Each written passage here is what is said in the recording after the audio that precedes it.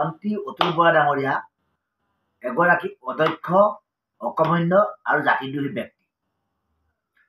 তেখেতৰ সমষ্টিত থকা অনুসূচিত জাতিৰ দুগৰাকী উদীয়মান যুৱ খেলুৱৈক যোৱাকালি অভদ্ৰ ব্যৱহাৰ কৰাই নহয়, অনুসূচিত জাতি যুৱস্থাপন অসমৰ গোলাঘাট জিলা কমিটিৰ সাধাৰণ সম্পাদক ৰেবু হাজৰিকাক দুৰ্ব্যৱহাৰ কৰিছে, অশ্লীল কথা পতাৰ তীব্ৰ তাচ্ছিল্য কৰিছে, ইটিকিং কৰিছে আৰু ভয় ভাবুকি দিছে।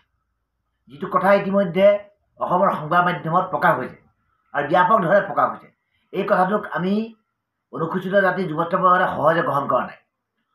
এই কাৰ্যৰ বাবে মন্ত্ৰী অতুল বৰাক আমি ধিক্কাৰ জনাইছোঁ, গৰিহণা জনাইছোঁ আৰু বিনা চৰ্তে ৰাজহুৱাভাৱে ক্ষমা খুজিবলৈ দাবী কৰিছোঁ।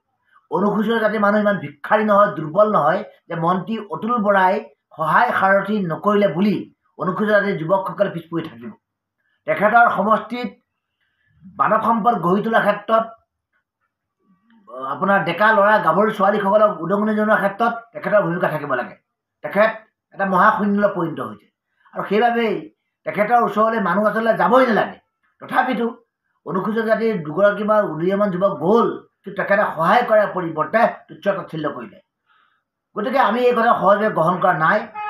মন্ত্ৰী অতুল বৰাই আমাৰ সংগঠনৰ গোলাঘাট জিলা কমিটিৰ সাধাৰণ সম্পাদক যি বেয়া ব্যৱহাৰ কৰিলে, ইয়াৰ বাবে ৰাজহুৱা ক্ষমা খুজিব লাগিব।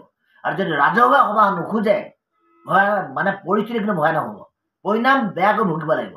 আৰু সেইবাবেই অহাকালিলৈ 11 বজাত, দিনৰ 11 বজাত মন্ত্ৰী অতুল বৰাই প্ৰতিমূৰ্তি গোলাঘাট জিলা কমিটিক দাহ কৰিবৰ বাবে আমি দায়িত্ব প্ৰদান কৰিছোঁ।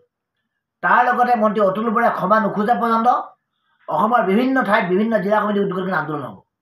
কাৰণ অনুসূচিত জাতিৰ ব্যক্তি, অনুসূচিত জাতিৰ যুৱক, অনুসূচিত জাতিৰ যুৱত্ব পৰিষদৰ কৰ্মকৰ্তাক ব্যৱহাৰ কৰাৰ মানে দুৰ্ব্যৱহাৰ কৰাৰ যি সাহস কৰিছে, ইয়াৰ কিন্তু পৰিণাম যে ভয়ানক হ'ব, এই কথা আমি কৈ থাকোঁ।